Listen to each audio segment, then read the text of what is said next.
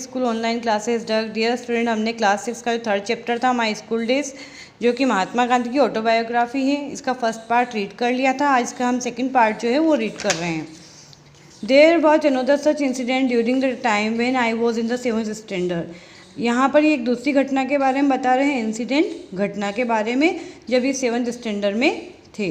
Dorabji Dulji Gimi was the headmaster then. Dorabji Dulji Gimi जो थे उस समय उनके स्कूल के हेडमास्टर थे।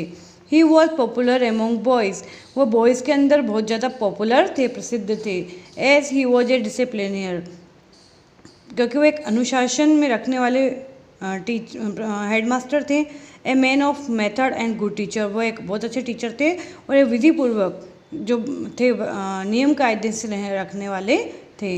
He had made gymnastic and cricket compulsory for boys of upper standard, उन्होंने जिम्नास्टिक को और क्रिकेट को कंपलसरी कर दिया था। जो अपर स्टैंडर्ड में जो बच्चे पढ़ते थे, बॉयज़ पढ़ते थे, उनके लिए जिम्नास्टिक और क्रिकेट को उन्होंने कंपलसरी कर दिया था। कंपलसरी मतलब अनिवार्य कर दिया था, उनको इसमें पार्टिसिपेट करना ही पड़ता। आई डिसलाइक बोथ, मैं इन दोनों को ही पसंद नहीं करता था। I never took part in any exercise cricket और फुटबॉल, मैंने कभी भी किसी कसरत में पार्टिसिपेट नहीं किया था, चाहे वो क्रिकेट हो या football. Before they were made compulsory, जब तक वो कंपलसरी नहीं हो गए तब तक मैं उसके पहले मैंने कभी भी किसी भी एक्सरसाइज में पार्टिसिपेट नहीं किया था। My shyness was one of the reason for this aloofness, और मेरी जो शाइनेस थी वो उसका एक कारण यही था कि मैं इन सब चीज़ों से दूर रहता था। विच आई नाउ सी वॉज रोंग, जिसे मैं आज देखता हूँ कि मैं गलत था। I then had the false notion that gymnastic had nothing to do with education. False notion मतलब गलत धारणा, मेरी ये गलत धारणा थी कि जो जिम्नास्टिक है, कसरत जो होती है, उसका एजुकेशन से कोई भी संबंध नहीं है। Today I know that physical training should be as much place in the curriculum as mental training, और आज मैं ये जानता हूँ कि जितनी फिजिकल ट्रेनिंग भी उतनी ही महत्वपूर्ण है पाठ्यक्रम के अंदर जितनी की मेंटल ट्रेनिंग है। मतलब शारीरिक और हमारी जो मानसिक है, दोनों गतिविधियाँ जरूरी हैं। आई में मेंशन में यहाँ बताना चाहता हूँ, how ever that I was known the words for abstaining from exercise, कि मैं हमेशा जो I was known the words, मैं इतना बुरा नहीं था फॉर एब्सटेनिंग फ्रॉम एक्सरसाइज, में एक्सरसाइज से दूर नहीं भागता था। That was because I had read in books about the benefit of long walks in the open air, क्योंकि मैंने बुक्स में पढ़ा था कि जो ओपन एयर में, खुली हवा में हम जो लंबी सवेरे घूमने जाते हैं उसके लाभ के बारे में, उसके बेनिफिट के बारे में मैंने बुक्स में पढ़ रखा था। And having like the advice, और मैं इस एडवाइस को पसंद भी करता था। I had formed a habit of taking walks, और मैंने अपनी आदत बना ली थी पैदल चलने की या भ्रमण करने की। Which was still remained with me, जो कि आज तक मेरे साथ है। This walk gave me Fairlie Hardy constitution, और इस वॉक से ही जो मैं जो घूमने जाता था, वॉकिंग करता था, उसने ही मुझे एक बहुत अच्छा जो मजबूत मुझे है बनाया है। The reason of my dislike for gymnastic was my keen desire to serve as nurse to my father, जो मेरी जिम्नास्टिक के प्रति जो नापसंदगी थी, उसका जो कारण था वो ये था कि मुझे अपने पिताजी की सेवा करनी थी। एज ए नर्स के रूप में मुझे अपने पिताजी को संभालना था। As soon as the school close, जैसे ही स्कूल बंद होता, I would hurry home and begin serving him, मैं जल्दी से घर आने की कोशिश करता, उनकी सेवा करता था। Compulsory exercise came directly in the way of this exercise service, और जो कंपलसरी एक्सरसाइज थी, जो अनिवार्य कसरत थी स्कूल की, वो इस तरीके से मैं घर पे सर्विस करके भी कर सकता था। I requested mister Jimmy to exempt me from gymnastics so that I might be free to serve my father, but he would not listen to me. मैंने जो मेरे प्रिंसिपल थे, जो हेडमास्टर थे मिस्टर जिमी, उनसे मैंने याचना भी की कि एग्जेम्प्ट मतलब याचना की कि मुझे जिम्नास्टिक से दूर रखा जाए ताकि मैं फ्री होकर अपने पिताजी की सेवा कर सकूं, लेकिन उन्होंने इस चीज़ के लिए मुझे मना कर दिया। Now it's so happen that one Saturday, और इट्स सो हैपन, और ऐसा एक घटना घटी इनके साथ सैटरडे को दिन, when we had school in the morning, हमारा जो स्कूल था वो सवेरे का था। I had to go from home to the school for gymnastic at 4 o'clock in the afternoon, और मुझे स्कूल में जिम्नास्टिक के लिए दोपहर में 4 बजे मुझे स्कूल जाना था। आई हैड नो वॉच, मेरे पास वॉच भी नहीं थी। And the cloud deceived me, और जो बादल थे उसने भी मुझे धोखा दिया, मतलब बादलों से उन्हें समय का मालूम नहीं पड़ी। Before I reach the school the boys had all left, मैं स्कूल पहुंचा उसके पहले सभी बच्चे वहाँ से जा चुके थे।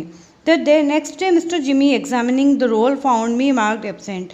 अगले दिन जिमी ने मुझे एग्जामिन करके और मेरी एब्सेंट लगा दी थी। Being asked the reason for absence, और उन्होंने मुझे मेरी अनुपस्थिति का वहाँ स्कूल नहीं पहुँचने का रीज़न पूछा। I told him what had happened, मैंने उनको बताया कि क्या हुआ है। He refuse to believe me, उन्होंने मुझ पर विश्वास करने से मना कर दिया। रिफ्यूज़ मतलब मना कर दिया। एंड ऑर्डर मी टू पे फाइन ऑफ 1 or 2 आनाज, और उन्होंने मुझे ऑर्डर दिया कि मेरे पर फ़ाइन लगा दिया, 1 या 2 आने का उन्होंने मेरे पर फ़ाइन लगा दिया था।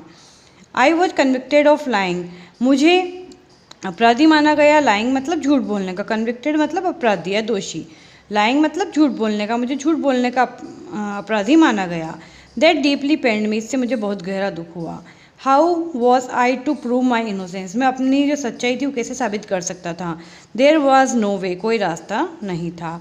I cried in deep anguish, मैं पीड़ा से, गहरी पीड़ा से, डीप एंग्विश मतलब गहरी पीड़ा से मैं रो उठा। आई saw that man of truth must be a man of care, मैंने तब ये समझा कि जो व्यक्ति सच्चा होता है उसको थोड़ी बहुत सावधानी भी रखनी चाहिए, केयर भी करनी चाहिए। This was the first and last instance of my carelessness in school, ये मेरी फर्स्ट और लास्ट केयरलेसनेस की, जो लापरवाही की जो घटना थी, वो ये मेरी पहली और आखिरी घटना थी। आई हैव ए फेंट recollection that I finally succeed in getting the fine limited, और आई हैव ए फेंट रिकलेक्शन, मुझे बहुत हल्के तरीके से याद है या बहुत कम याद है, that I finally succeeded in getting the fine limited, कि मैंने किस तरीके से from exercise was of course obtained, जो मुझे एक्सरसाइज थी, कसरत जो थी, उससे मुक्ति, एग्जामिनेशन मतलब मुक्ति मिल गई थी। As my father wrote himself to the headmaster saying that he wanted me at home after school, जब मेरे पिताजी ने, जो हेडमास्टर थे, उनको खुद ने लिख कर दे दिया कि वो मुझे स्कूल के बाद अपने घर पर चाहते हैं, या मुझे स्कूल अटेंड करने के बाद मुझे इसके बाद घर पर ही रहना है। बट दो I was known the words for having neglected exercise, but दो लेकिन मैं केवल एक्सरसाइज के अंदर ही उपेक्षा नहीं करता था। I am still paying the penalty for of another neglect, मैं आज तक एक चीज़ को उपेक्षा करने की जो सज़ा है वो भुगत रहा हूँ। I do not know whence I got the notion that good hand writing was not a necessary part of education, मेरी जाने कहाँ से ये धारणा बन चुकी थी कि गुड हैंड राइटिंग जो है, अच्छी हैंड राइटिंग जो है, वो एजुकेशन का एक हिस्सा नहीं है। I was ashamed of my self and dependent of my neglect, और इस चीज़ से मैं बहुत शर्मिंदा हूँ और इसके ऊपर डिपेंडेंट मतलब पछतावा कर रहा हूँ। माई नेगलेक्ट मतलब मेरी जो उपेक्षा करी अपनी हैंड राइटिंग की, अपनी हैंड राइटिंग नहीं सुधारी, उसके लिए मैं आज तक मुझे पछतावा है। रिपेंट मतलब पछतावा है।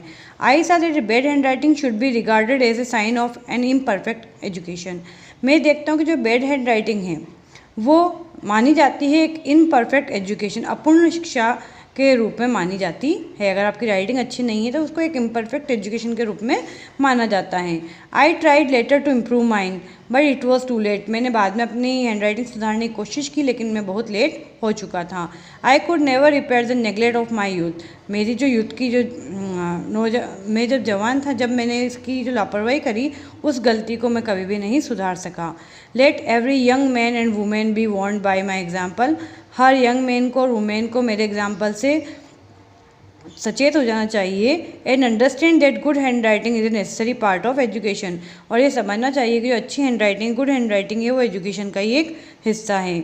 I am now of opinion that children should first be taught the art of drawing before learning how to write, मेरा एक ओपिनियन है कि बच्चों को जो ड्राइंग है, चित्रकला है या डिज़ाइन जो बनाते हैं, ड्रॉ करने की जो आर्ट है, वो पहले सिखानी चाहिए before learning how to write, लिखना सिखाने की अपेक्षा उससे पहले ड्राइंग करना सिखाना चाहिए। Let the child learn his letter by observation as he does different objects, बच्चों को लेटर बनाने के जो अवलोकन है वो जैसे डिफरेंट ऑब्जेक्ट्स को बनाते हैं, such as flower, birds etcetera, flower, birds, इनकी जो ऑब्जेक्ट हैं इनको देखकर ही उन्हें लेटर बनाने की जानकारी दी जानी चाहिए। And let him learn hand writing only after he was learn to draw objects, और उसको hand writing, him learn hand writing only after he was learn to draw object, जब उसको ऑब्जेक्ट या वस्तुएं बनानी आ जाए तो उसको हैंड राइटिंग सिखानी चाहिए। He will then write a beautifully formed hand, तब वो अपने बहुत सुंदर सुंदर हाथों से बहुत अच्छी राइटिंग में वो लिखेगा। M.K. गांधी, आपको याद ही है कि जो लेसन है ये मोहनदास करमचंद गांधी, महात्मा गांधी के द्वारा की ऑटोबायोग्राफी है। आपको इस लेसन को एक बार और रीड करना है। Thank you.